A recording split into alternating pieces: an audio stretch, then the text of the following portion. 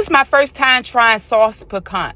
I'm coming back. Customer service. And I actually did. I enjoyed my first visit to Prestige 337 so much that I had to go back. And while I was there, they let me try a dish I never had before. I'm from North Louisiana, and I don't think I ever actually seen sauce pecan before. I hope I'm saying it right. Stop calling yourself a black-owned business. I created a website to help people find black-owned businesses all in one place. Whether it's food, beauty, services, or more, I got you. I'm Angelica, CEO and founder of BlackNet. If you have a small business, you need to be on BlackNet. Showcase your business, access our resource library, and our flagship product, Capital OS, and AI funding intelligence that matches you to grants and loans you actually qualify for. And if you need a grant writer, it does that too. Your all-in-one ecosystem fully dedicated to entrepreneurs. BlackNet, yes, we have an app. If you want to support small businesses, you need to be on BlackNet. It's our community. No more excuses. Y'all keep saying we need our own. Here it is. Tap in.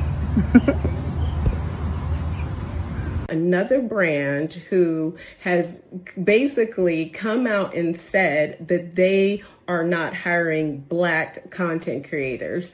And this brand is called Koopsha. I don't know how to pronounce it, and I don't even care to get it right. I don't shop there, but this is the reason why we need to know exactly who we are shopping with. This influencer person, whoever handles their influencers, had the nerve to put this in writing. We are not hiring Black content creators. So here's the deal. You don't want to hire us, then you don't need our Black dollars. And this is why you need to have the Reckon app. You need to know who you're shopping with. These people don't like us, and so we don't need to give them our money. That was the good sister Seneca Bernard Connor. And Miss Connor, if I mispronounce your name anyway, please forgive me. She is addressing something very important there. And what a lot of people don't know is, and I'm going to put some stats up here, the Black dollar is massive. Wait a minute. I think this is where the conversation becomes really interesting, because what impresses me the most is the level of effort being invested into the movement by Black people. I mean, this is no longer just about people making videos online. We are seeing Black entrepreneurs, developers, and technology experts creating apps, websites, and business directories designed to make it easier for people to discover and support Black-owned businesses. I think that tells us that this movement is becoming more organized with every passing day, and Asians are panicking as their businesses are dying. You see, we have seen cases where some Asian businesses are closing. But while some of these Asians hope everything returns to, to normal, as normal businesses as usual, Blacks are building tools that encourage Black consumers to keep redirecting their spending, their Black dollar. So whether you agree or you don't agree, but you cannot ignore the level of seriousness, the determination behind it. Now, let's watch the video together, and at the end we can have more commentaries to see what exactly is the message. What are other tools that Black people are trying to create in order to push further to make the movement permanent? If this is your first time, please subscribe so we can have more of this discussion. Otherwise, I'll see you later for more discussion. Black people spend $2.1 trillion every year in the United States economy. That is so much spending that if Black America were its own country, it'd be one of the top countries in the world. That's how powerful the Black dollar is. I am in agreement 100% with Ms. Bernard Connor in that we need to be careful with who we put our money with. They always want us to believe that we're at this disadvantage when economically we are really the greatest force this country has. So, Ms. Connor alluded to it. She has this app called the Reckoned app. That is RECKOND. So go to reckoned.com, and on there, she has a cache of companies where she rates and shows basically which companies value and which companies don't value the Black dollar. So we are sure to put our dollars with companies who actually support us. But yeah, don't let anybody tell you that the black dollar doesn't matter. $2.1 trillion annual purchasing that black people make, that we contribute to this country. Okay, you don't want to fuck with black people? Guess what? Black people gonna stop fucking with you.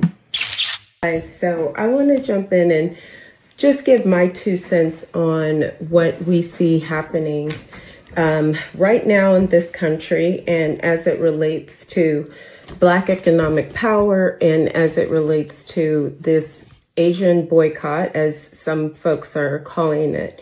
I'm in solidarity with everybody who is choosing to redirect their spending away from companies and businesses where the people have hatred in their hearts towards Black people, such that we cannot feel safe in those places, such that when we enter those places, we cannot even feel free to browse without being followed, or to pick something up without someone thinking that we have stolen something.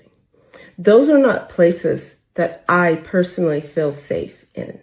I started this actually last year, where I stopped going to the nail salons that I had, been frequenting. I started doing my own nails. I look for Black-owned nail salons, and in my area, the closest one is an hour away, and one is an hour and 20 minutes away. So I just decided I would do my own nails, and if I have a special event, then I have someone that I know who is not anti-Black, who can do my nails for those times. But in any case, I'm not willing, and I know that we as a community, we should not be willing to uphold whole industries like the hair, beauty supplies and nail shops that we regularly frequent. We should not be upholding those industries if these folks have anti-Blackness and hatred in their hearts. But to take it even further, are we really safe in those spaces? Because what we've seen recently is that we're not, is that we are never going to be given the benefit of the doubt. We'll be looked at as thieves, looked at as like we're trying to steal and get over on someone, and not looked at as human beings. And I, for one, will be damned if I give my money to someone who hates me for the color of my skin, or who judges me based on that. So I'm standing in solidarity. I am saying this is a lifestyle change, and we ought to redirect our money to our own businesses and to our community. I am calling for the blackout of all Asian businesses for foundational Black Americans. A boycott means that we have room to negotiate. A blackout means we don't fuck with you no more. All Asian businesses are now on the blackout list for all foundational Black Americans. Do not go to their businesses. Don't go to their nail stores. Do not go to their hair supply stores. Do not do any business with Asian people anymore, forever. This is the fucking end of any type of relationship that we could have possibly had. There is no negotiation. There is no talks. There is nothing. They are our ops. They are our fucking enemy, and you will treat them as such. I have a question. Why are Asian Americans responding like this? And this? And this? So I looked it up. 11% of you are business owners. Why are you pretending like this boycott will affect 100% of you and make you homeless? 11%. A boycott that will affect the income of 11% of you is definitely not detrimental. Telling you to relocate is not detrimental. It's also not the R word, whichever one y'all want to use. I understand why those of you that are that will be unaffected by the boycott, your pockets, your bank accounts will emerge unscathed. Your life will be unchanged. While another people decide to boycott as a form of change. And you said, even though you're unaffected by it, you have a problem with it. How dare that people respond that way to the sub-community of my own that wronged them? Because that's really what it is. There's a sub-community of you that it will be affected by this boycott that y'all don't like. And you're treating it like it affects all of you, and it doesn't. It doesn't. It's also nothing wrong with it. Believe it or not, boycotts are not historically the R word. But the things that cause them almost always are. I created a website to help people find Black-owned businesses all in one place. Whether it's food, beauty, services, or more, I got you. Now, with that being said, sometimes I take some of those businesses and I highlight them on my social media page, which is TikTok, Facebook, Instagram, and also YouTube Shorts. Now, a lot of people may think that I just randomly pick a business, or I pick a business because I may know the owner, but that's not how it works at all. Okay, so the very first thing that I look for is clear branding. Okay, it don't have to be nothing fancy. You just, just something consistent, like a logo or something consistently presented on your social media page. And no, you don't have to have an actual business page. You can use your personal page as long as it's something that's consistent, that you use all the time. And don't get me wrong, a business page is preferred, but it's not required. Another thing I look for is, can a customer come on your page and figure out how can they become a customer? Like, can they tell how to order, how to book your services, how to contact you? Like, if I was to land on your page right now, can I go on your page and see how am I able to order anything off your page without searching through all your posts just to find like your booking link and all of that?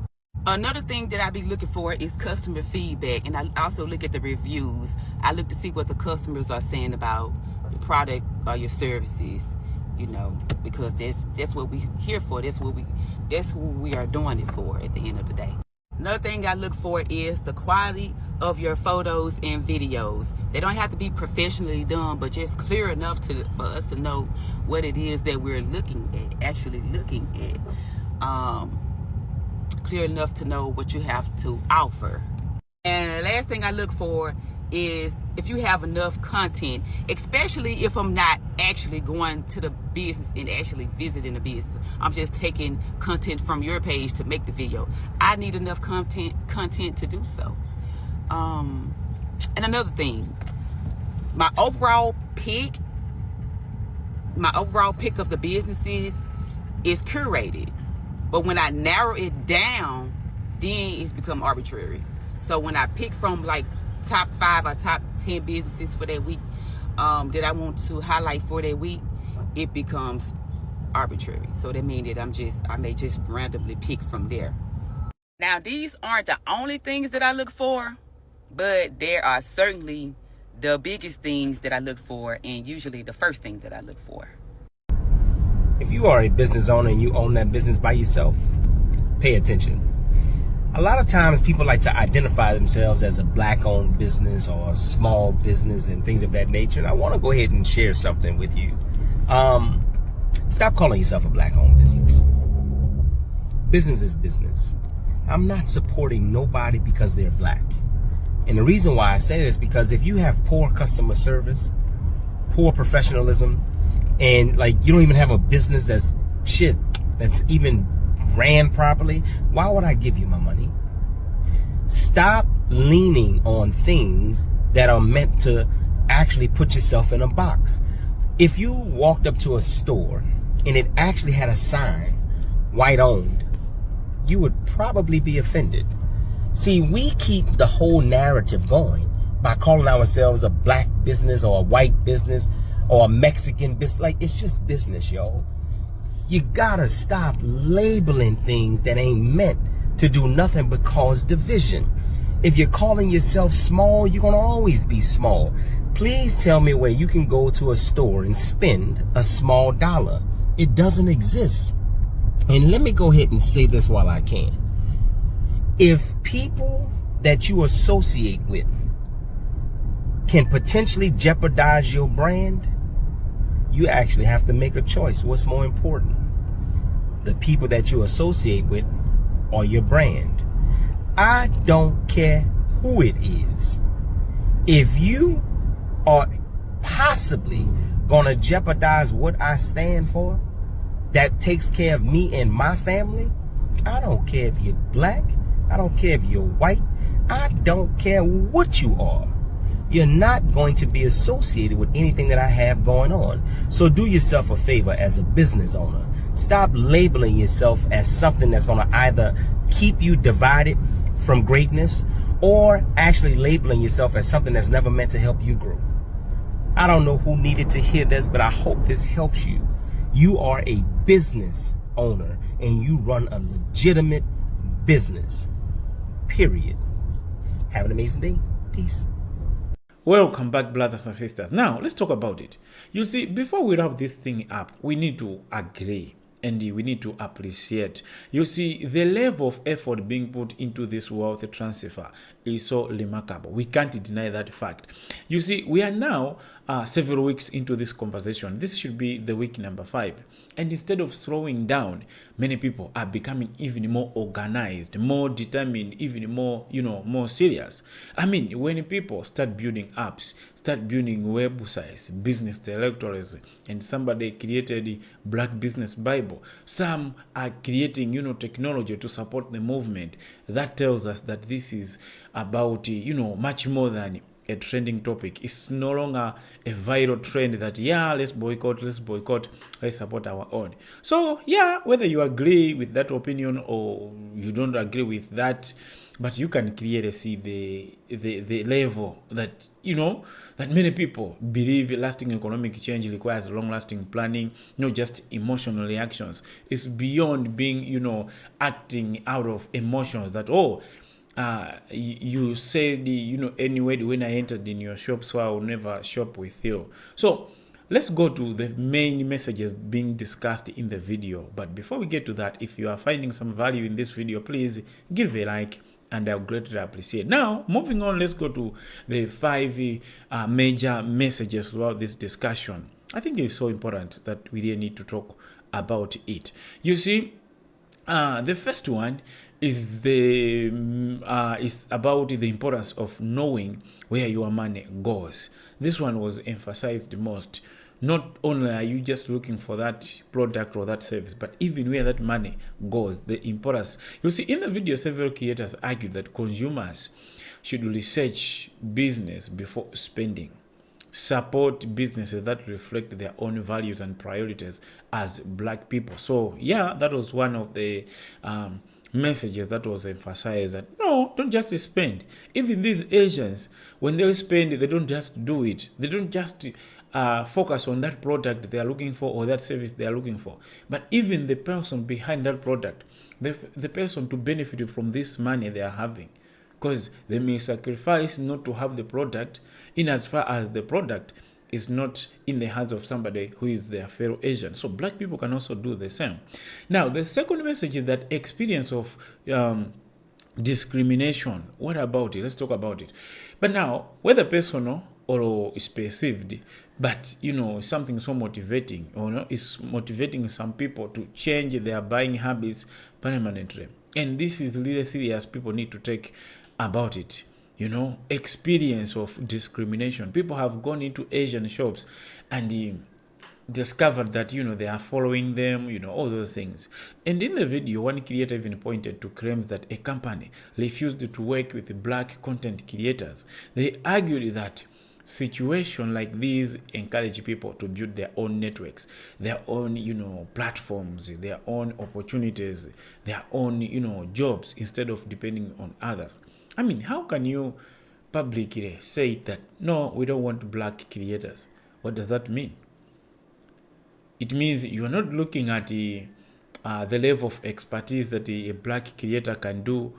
You are looking at their skin color, which means you may ignore the professional content creator who is Black and go for somebody who is unprofessional, who is just, an amateur, a beginner in that thing you want to do. But as long as they're Asian, as long as they're white, as long as they're somebody of your skin color, you go for them. So it doesn't make sense. But now moving on, the third message is about economic power. Now in the video, many speakers believe consumers have more influence than they sometimes realize, and that spending decisions can shape markets, can shape businesses, can corrupt a business, and or can even lift it up. Reward businesses, it can do all that, and encourage entrepreneurs within their own community. So people should never underestimate the power they have with their money. It's beyond that currency, it's beyond that dollar. You have the power to make somebody's business go up or to make it go down. Another message also focuses on building instead of simply complaining. You see, rather than waiting for somebody else to solve the problem, people are creating directories, promoting businesses, highlighting entrepreneurs, and encouraging others to support them. So whether those projects become successful or they don't, but the effort itself shows some sort of seriousness, determination, how organized black people are. We can't ignore the organization which is being seen, and the willingness to invest into something they believe really matters for the benefit of the community. But then another conversation also so interesting came, and it is like the opposite of what some of these people said. If you observed, somewhere at the end, one speaker challenged the entire idea of calling a business black-owned business. Okay, at the end, his argument was that a business should ultimately be judged by its professionalism, customer service, quality, reliable services, instead of relying primarily on racial labels. He's black, but he suggested that strong businesses grow because they consistently, deliver value, they deliver value. They are, respective to customers, regardless of their skin color. And that branding should focus on excellence, not just identity. So it was like, I should buy you not because you are fellow black, but because your services are better. But looking at that, it may look like, yeah, he's against the movement or what. But on the other side, what he's trying to say is, you need to buy from a black person also the service itself. Why? When the service is also of a high quality, okay, it means it will force even Asians to go for that. It will force even white people to go for that. Why?